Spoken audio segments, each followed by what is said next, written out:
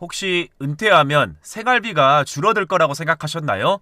저도 처음에는 그렇게 생각했습니다. 아니, 대부분의 사람들이 그렇게 생각합니다. 직장 다닐 때는 출퇴근하느라 교통비도 들고 회식도 해야 되고 직장인으로서 옷도 사 입어야 되니까요. 은퇴하면 이런 게 다 없어지니까 당연히 돈이 덜 들 거라고 생각하는 겁니다. 오늘은 60대 은퇴 후 생활비에 대한 솔직한 이야기를 나눠보려고 합니다. 통계청 자료와 실제 사례를 바탕으로 과장 없이 현실적으로 말씀드리겠습니다. 여러분이 혹시 은퇴를 준비하거나 이미 은퇴를 하셨다면 꼭 필요한 정보입니다. 마지막까지 보시면 여러분의 노후에 큰 도움이 될 겁니다. 그럼 은퇴 후에 왜 지출이 늘어나는지에 대해서 한번 살펴보겠습니다. 많은 분들이 착각을 하시는 게 있습니다. 이제 출퇴근을 안 하니까 교통비가 안 들고 회식도 없고 정장이나 구두 같은 것도 안 사니까 돈을 덜 쓰겠지. 맞는 말입니다. 이런 지출은 확실히 줄어듭니다. 월에 20만원에서 30만원 정도는 확실히 아낄 수가 있습니다. 그런데 문제는 다른 곳에서 생깁니다. 그것도 여러 곳에서 동시에 생기기 때문입니다. 첫 번째는 시간이 많아집니다. 직장 다닐 때는 하루 8시간, 통근 시간까지 합치면 10시간 이상을 직장에 쏟았습니다. 그런데 은퇴하면 이 시간이 통째로 비게 됩니다. 처음에 한두 달은 좋습니다. 아, 이제 쉴 수 있구나 하면서 집에서 TV도 보고 쉴 수 있게 되는 거죠. 그런데 한 달, 두 달이 지나면 점점 답답해지기 시작합니다. 하루 종일 집에만 있을 수는 없으니까 밖을 나가게 되는 거죠. 아침에 일어나서 카페 가서 커피 한 잔에 5,000원, 점심때 친구들 만나서 밥 한 끼에 10,000원, 오후에 백화점 문화센터 가서 수업 듣고 수강료 월 10만원, 저녁에는 또 친구들 만나서 저녁 한 끼 2만원. 하루하루로 보면은 큰 돈은 아닌 것 같습니다. 그런데 이게 한 달이 되면은 어떻게 될까요? 커피값만 해도 한 달에 15만원입니다. 외식비는 한 달에 6, 70만원 정도가 나오게 됩니다. 자, 두 번째는 건강관리 비용이 급증합니다. 이건 정말 피할 수가 없는 지출인데요. 50대까지는 그래도 괜찮습니다. 1년에 한 번 건강검진을 받고 감기 걸렸을 때 병원 가는 정도죠. 그런데 60대가 넘어가면은 확실히 다릅니다. 일단 정기검진이 필요합니다. 위내시경, 대장내시경, 각종 혈액검사, 건강보험 적용을 받아도 본인 부담금이 만만치 않습니다. 한 번에 20에서 30만원씩 나가게 되죠. 그리고 작은 질환들도 이때부터 하나둘 생기기 시작합니다. 혈압약, 당뇨약, 관절염약, 매달 병원 가서 약을 타야만 합니다. 약값만 해도 한 달에 5만원에서 10만원은 나가게 되는 거죠. 치과는 또 어떻습니까? 이 나이가 되면은 임플란트 하나씩은 다 하게 됩니다. 한 개에 100만원 이상입니다. 틀니나 보철 같은 것도 마찬가지고요. 건강식품 또한 빼놓을 수 없습니다. 오메가3, 비타민, 칼슘, 관절 영양제, TV에서 좋다고 하면 하나씩 사게 되는데 이것도 한 달에 10에서 20만원 정도씩 나가게 됩니다. 다 합치면 건강관리에만 한 달에 30에서 50만원 정도는 들어간다고 보시면 됩니다. 건강에 문제가 더 있으면 이것보다 훨씬 더 많이 들어가게 되겠죠. 세 번째는 예상치 못한 경조사비가 있습니다. 이건 정말 많은 분들이 간과하는 부분입니다. 60대가 되면 경조사가 정말 많죠. 친구들 자녀 결혼식, 친척들 돌잔치, 친구들 부모님 장례식 한 달에 서너 번은 기본입니다. 많을 때는 일주일에 두세 번을 가는 경우도 있죠. 한 달에 서너 번이면은 경조사비만 30에서 50만원 정도가 나갑니다. 이게 1년이면은 400에서 600만원이 되는 거죠. 결코 작은 돈이 아닙니다. 자, 여기까지만 봐도 지출이 만만치 않죠? 그럼 도대체 실제로는 얼마나 드는 걸까요? 구체적인 숫자로 한번 보여드리겠습니다. 통계청 가계동향 조사에 따르면 60대 가구의 월 평균 소비 지출은 대략 250만원에서 300만원 사이입니다. 놀라셨나요? 생각보다 많다고 느끼실 겁니다.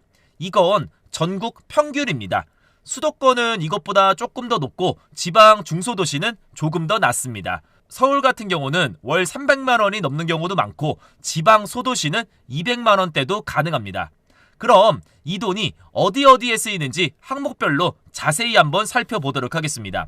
자, 첫 번째는 식비입니다. 부부 둘이서 한 달에 60에서 80만원 정도가 듭니다. 하루로 계산하면 2만원에서 3만원 정도 되는 셈이죠. 집에서만 해먹으면은 이것보다 적게 들 수는 있습니다. 그런데 현실적으로 일주일에 서너 번은 외식을 하게 됩니다. 친구들도 만나야 되고 가끔은 밖에서 먹고 싶기도 하니까요. 외식 한 번에 2, 3만 원씩 들면은 한 달에 20에서 30만 원이 외식비로 나가게 됩니다. 여기에 집에서 해먹는 식재료비, 간식비, 커피값까지 하면은 60에서 80만 원 정도가 나오게 되는 거죠. 그리고 두 번째는 주거비입니다. 집이 자가든 전세든 살려면은 관리비가 나가게 됩니다. 아파트 관리비가 보통 10에서 20만 원 정도가 나가고요. 여기에 전기세, 수도세, 그리고 가스비까지 합치면은 겨울에는 30에서 40만 원, 여름에는 에어컨을 틀면은 50만 원 정도가 나오게 될 수도 있습니다.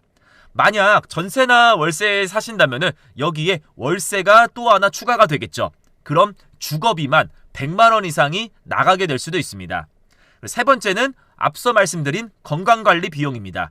병원비, 약값, 건강기능식품 모두 합쳐서 한 달에 20에서 40만 원 정도입니다. 특별한 질환 없이 건강하시면은 20만 원 정도로도 가능하지만 만성 질환이 있으시거나 큰 병원을 다니시면은 40만 원 이상 나갈 수도 있습니다.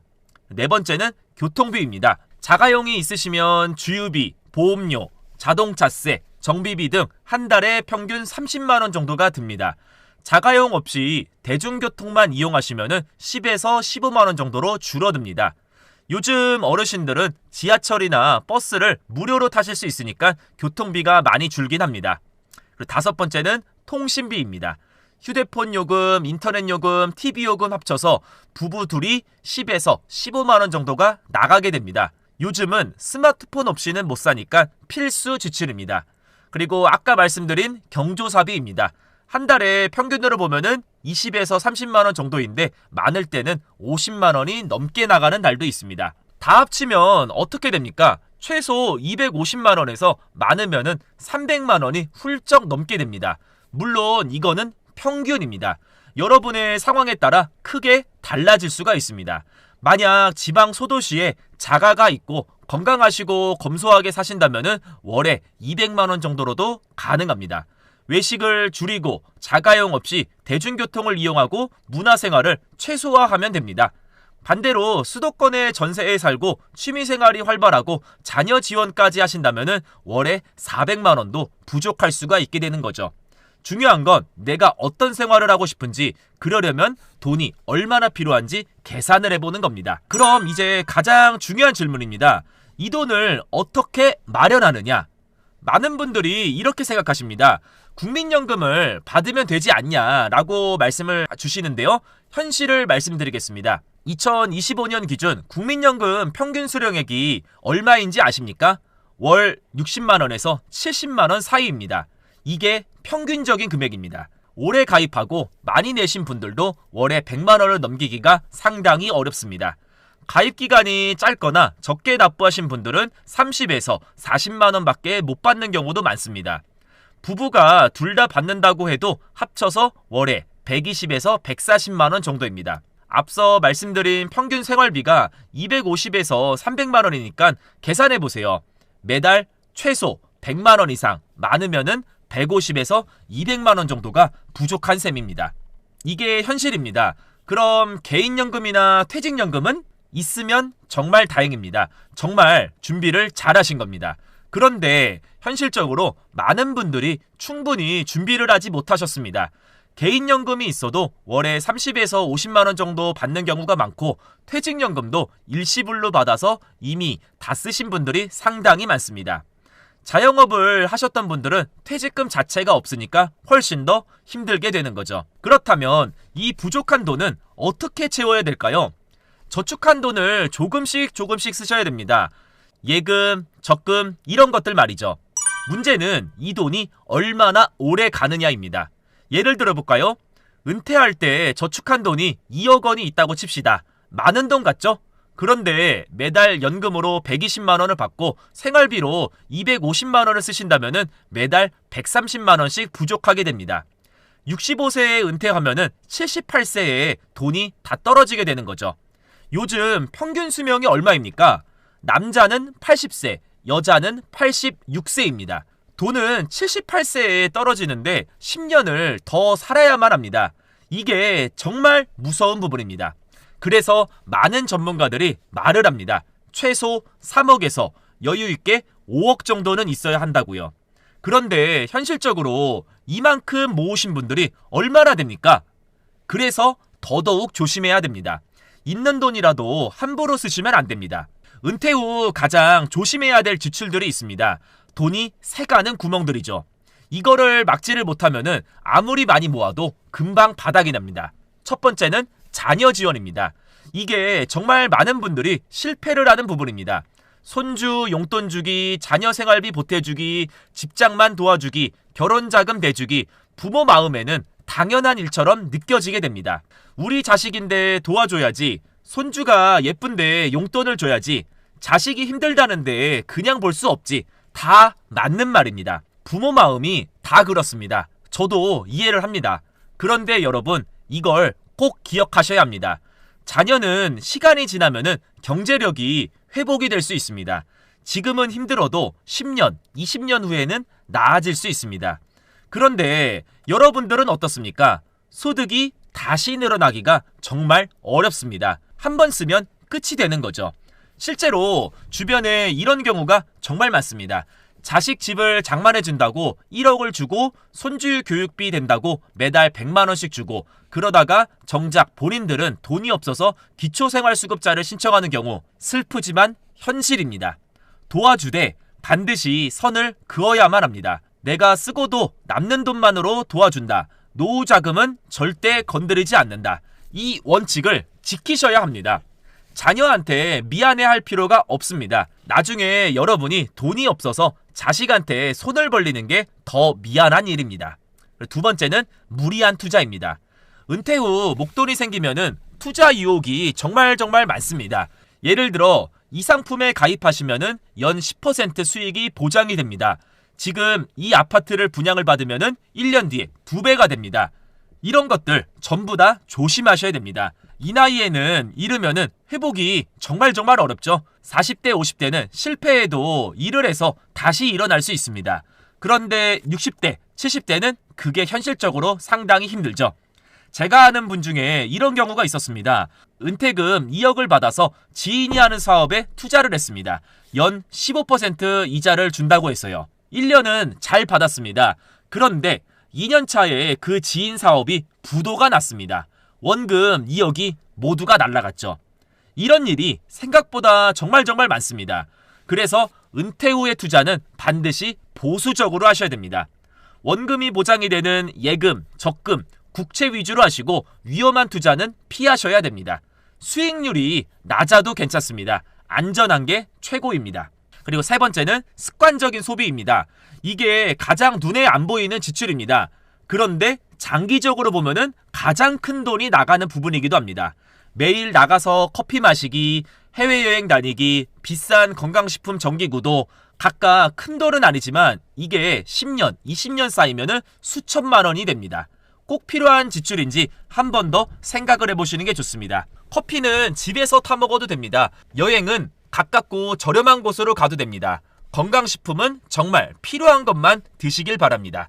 작은 절약이 모이면은 큰 돈이 됩니다. 자, 그럼 정리를 한번 해볼까요? 은퇴 후에 최소한 얼마가 있어야 될까요? 최소 생활비는 부부 기준으로 월 200만 원 정도입니다. 이 정도면 굶지는 않아요. 기본적인 식비, 주거비, 공과금을 내고 병원을 다니고 최소한의 생활은 유지를 할 수 있습니다. 하지만 이건 정말 최소입니다. 외식도 거의 못하고 여행도 못 가고 자식한테 용돈도 제대로 못 주고 문화생활도 거의 포기해야만 합니다. 적정생활비의 경우 월 280만원에서 300만원 정도입니다.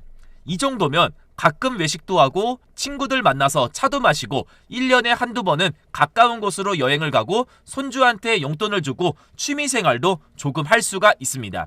여유 있는 생활을 하려면 월 350만원 이상은 있어야 됩니다. 이 정도면 해외여행도 가끔씩 가고 외식도 자주 하고 자식들한테 부담이 안 되게 도와줄 수가 있습니다. 그럼 이제는 뭘 해야 될까요? 마지막까지 한번 들어보시길 바랍니다. 국민연금만으로는 부족하니까 부족한 금액을 어떻게 채울 것인가를 계산을 하셔야 됩니다. 예를 들어 부부가 합쳐서 국민연금이 월에 150만 원이 들어온다면은 적정 생활비 월 280만 원과의 차이는 130만 원입니다. 1년이면 1,560만 원, 20년이면 3억 1,200만 원이 필요합니다. 물론 여기에 퇴직금, 예금 이자, 부동산 임대소득 같은 게 있으면은 부담이 확 줄어들겠죠. 하지만 정확하게 계산을 해보셔야 됩니다. 오늘 영상 어떠셨나요? 은퇴 후 생활비가 생각보다 많이 든다는 거, 국민연금만으로는 부족하다는 거, 그리고 돈이 어디서 새는지 아셨을 겁니다. 오늘 당장 하셔야 될 일이 있습니다. 첫 번째는 내가 받을 수 있는 연금이 정확하게 얼마인지 확인을 한번 해보십시오. 국민연금공단 홈페이지나 가까운 지사에 가면 예상 수령액을 알 수 있습니다. 두 번째는 지금 한 달에 얼마를 쓰는지 한 달만이라도 정확하게 기록을 한번 해보십시오. 가계부 앱을 쓰셔도 되고 공책에 적으셔도 됩니다. 내가 얼마를 쓰는지 알아야 계획을 세울 수가 있습니다. 그리고 세 번째는 퇴직금과 예금을 모두 합쳐서 얼마나 있는지, 그리고 그게 몇 년 동안 쓸 수 있는지 한번 계산을 해보시는 게 좋습니다. 네 번째는 자식한테 얼마까지 도와줄 수 있는지 미리 선을 정하시는 게 좋습니다. 무리하게 도와주다가 나중에는 내가 힘들어집니다. 돈 이야기는 불편하지만 피할 수가 없습니다. 지금 정확히 알고 준비하시는 게 나중에 자식들한테 손 벌리지 않는 길입니다. 오늘 영상이 도움이 되셨다면 좋아요와 구독 한 번씩만 부탁드립니다. 댓글로 궁금한 점도 남겨주시면 좋고요. 다음 영상에서는 은퇴 후 생활비를 줄이는 구체적인 방법에 대해 말씀을 드리도록 하겠습니다. 시청해주셔서 감사합니다. 고맙습니다.